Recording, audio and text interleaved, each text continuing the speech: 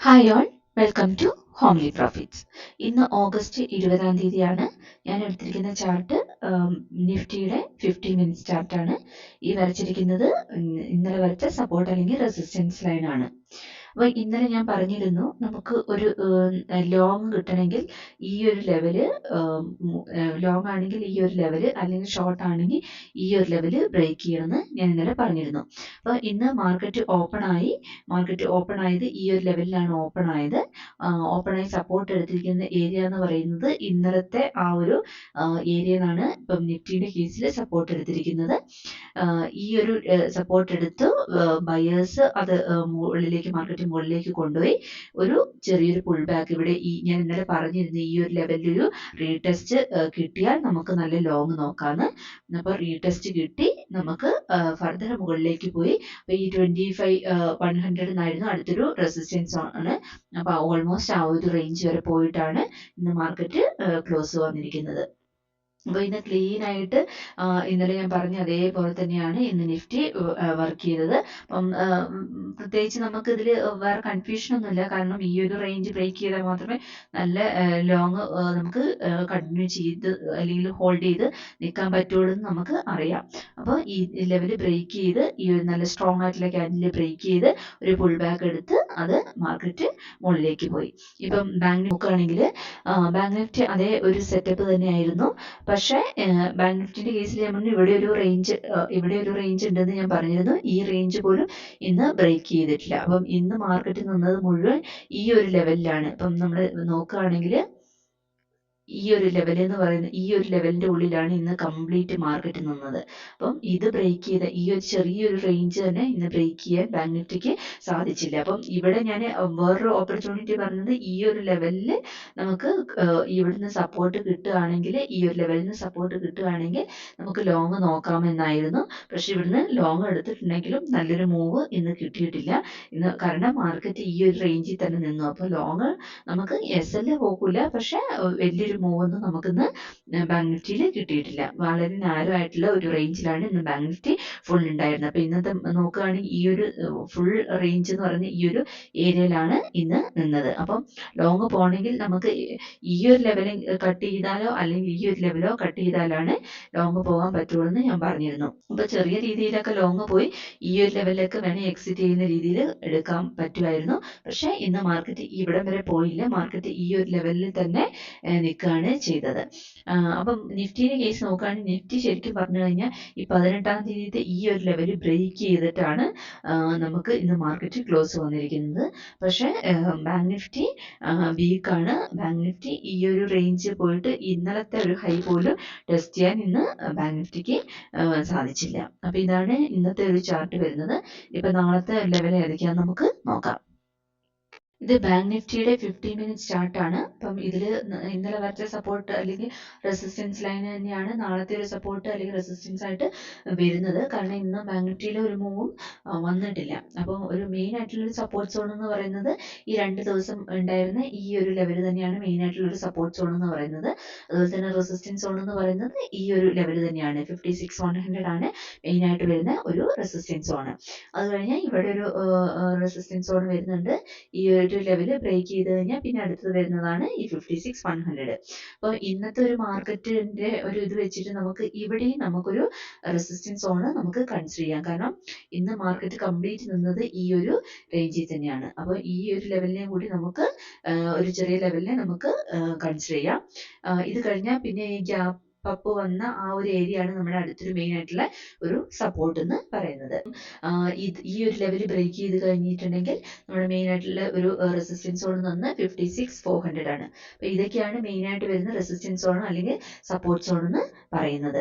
ഇനിയിപ്പോൾ നമ്മൾ ഇപ്പോൾ നാളത്തെ ഒരു മാർക്കറ്റ് നോക്കുകയാണെങ്കിൽ ഇന്ന് മാർക്കറ്റ് കംപ്ലീറ്റ് ആയിട്ട് ഈ ഒരു നാരോ റേഞ്ചിലാണ് ഇന്ന് മാർക്കറ്റ് ഉണ്ടായിരുന്നത്. അപ്പം ഈ ഒരു ലെവൽ ബ്രേക്ക് ചെയ്താൽ മാത്രമേ നമുക്ക് മുകളിലേക്കാണെങ്കിലും താഴേക്കാണെങ്കിലും നല്ലൊരു മൂവ് നമുക്ക് നാളെ കിട്ടുള്ളൂ. അപ്പം ഇതിൻ്റെ ഉള്ളിൽ ഒരു എൻട്രിയും നമുക്ക് പ്രോപ്പറായിട്ട് ഇനി കിട്ടില്ല. അപ്പം ഇപ്പം ലോങ് പോകാനാണെങ്കിൽ ഈ ഒരു ലെവൽ ബ്രേക്ക് ചെയ്ത് ഒന്ന് റീടെസ്റ്റ് ചെയ്ത് പോവുകയാണെങ്കിൽ അടുത്ത ഒരു ലെവൽ വരെയൊക്കെ നമുക്ക് ലോങ് നോക്കാം. ഇതും ബ്രേക്ക് ചെയ്ത് മുകളിലേക്ക് പോവുകയാണെങ്കിൽ അടുത്തൊരു മെയിൻ സപ്പോർട്ട് എന്ന് പറയുന്നത് ഈ 56,100 ആണ്. അപ്പം പ്രോപ്പറായിട്ട് ലോങ് പോകണമെങ്കിൽ അല്ലെങ്കിൽ ലോങ് ഹോൾഡ് ചെയ്യാൻ പറ്റുന്ന ലോങ് ഒക്കെ നോക്കണമെങ്കിൽ ഈ ഒരു ലെവലെങ്കിലും ബ്രേക്ക് ചെയ്താലാണ് നമുക്ക് നല്ല ലോങ് എന്ന് നമുക്ക് പറയാൻ പറ്റുള്ളൂ.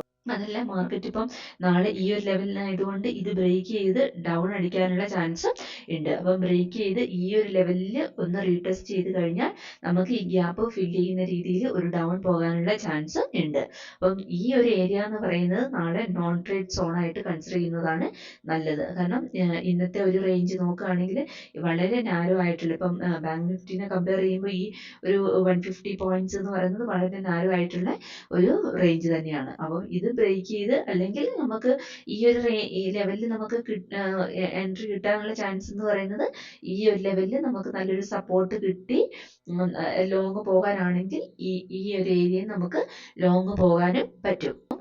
എവിടെയാണ് മാർക്കറ്റ് ഓപ്പൺ ആവുന്നത്? ഇപ്പം ഫ്ലാറ്റ് ഓപ്പണിംഗ് ആണെങ്കിൽ ഈ ഒരു റേഞ്ചിൽ ഓപ്പൺ ആയി കഴിഞ്ഞിട്ടുണ്ടെങ്കിൽ നമുക്ക് അവിടുത്തെ പ്രൈസ് ആക്ഷൻ നോക്കി ഷോർട്ട് പോകാനാണെങ്കിൽ ഇവിടുന്ന് ഒരു സെറ്റപ്പ് വന്നാൽ ലോങ് പോവുക. അതല്ല ഇത് ബ്രേക്ക് ചെയ്ത് കഴിഞ്ഞാൽ റീടെസ്റ്റ് എടുത്തു കഴിഞ്ഞാൽ ഷോർട്ട് നോക്കുക. അപ്പം എവിടെയാണ് ഇപ്പം ഓപ്പൺ ആവുന്നത് എന്നുള്ളത് അനുസരിച്ച് വേണം നമുക്ക് ട്രേഡ് എടുക്കാൻ.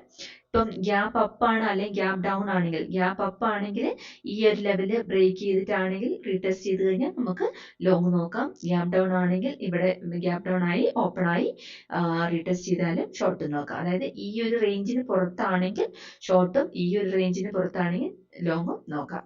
അപ്പം ഈ രീതിയിൽ വേണം നാളത്തെ മാർക്കറ്റിനെ ബാങ്ക് നിഫ്റ്റിനെ അപ്രോച്ച് ചെയ്യാൻ.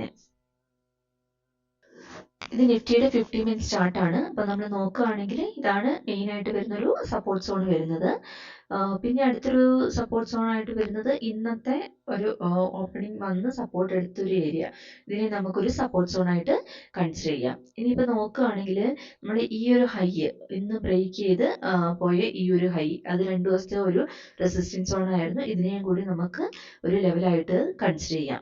അതിനെ ഒരു റെസിസ്റ്റൻസ് സോൺ ആയിട്ട് നോക്കുകയാണെങ്കിൽ ഇന്നത്തെ ക്ലോസിങ്ങിന് ഈ ഒരു ഏരിയനെ നമുക്ക് ഒരു റെസിസ്റ്റൻസ് സോൺ ആയിട്ട് കൺസിഡർ ചെയ്യാം. ഇനിയിപ്പം അത് കഴിഞ്ഞ് കഴിഞ്ഞിട്ടുണ്ടെങ്കിൽ ഒരു മെയിനായിട്ട് വരുന്ന റെസിസ്റ്റൻസ് സോൺ എന്ന് പറയുന്നത് ഈ 25,250 നമുക്ക് അടുത്ത ഒരു റെസിസ്റ്റൻസ് സോൺ ആയിട്ട് കൺസിഡർ ചെയ്യാം. അതുപോലെ തന്നെ നാളെ ഇപ്പോൾ നിഫ്റ്റിന്റെ എക്സ്പയറി ആണ്. ഇപ്പം നമ്മൾ ഓപ്പൺ ഇൻട്രസ്റ്റിന്റെ ഡേറ്റ നോക്കുകയാണെങ്കിൽ ഇപ്പം 25,000 ഏറ്റവും കൂടുതൽ പുട്ട് റൈറ്റിംഗ് നടന്നിരിക്കുന്നത്. പിന്നെ വന്നിരിക്കുന്നത് 24,900 ആണ്. അപ്പോൾ ഈ 24,000 എന്ന് പറയുന്നത് 25,000 എന്ന് പറയുന്നത് നല്ല സ്ട്രോങ് ആയിട്ടുള്ള ഒരു സപ്പോർട്ട് സോൺ ആയിട്ട് തന്നെ നിൽക്കുന്നുണ്ട്. അത് കഴിഞ്ഞാൽ മെയിനായിട്ട് വരുന്ന സപ്പോർട്ട് സോൺ എന്ന് പറഞ്ഞാൽ 24,900 ആണ്. അപ്പം പുട്ട് റൈറ്റിംഗ് നോക്കുകയാണെങ്കിൽ കോൾ റൈറ്റിംഗ് നോക്കുകയാണെങ്കിൽ പുട്ട് റൈറ്റിങ്ങിനെ കമ്പയർ ചെയ്യുമ്പോൾ വളരെ കുറവാണ്. അതായത് റെസിസ്റ്റൻസ് കുറച്ചും കൂടി വീക്കാണ്, സപ്പോർട്ട് കുറച്ചും കൂടി ഒരു സ്ട്രോങ് ആയിട്ട് നിൽക്കുന്നുണ്ട്. ഇപ്പം ഇനി OI ചേഞ്ച് നോക്കുകയാണെങ്കിലും OI ചേഞ്ച് ആണെങ്കിലും ഈ 25,000 കോള് അൺവൈൻഡിങ് ആണ് നടക്കുന്നത്.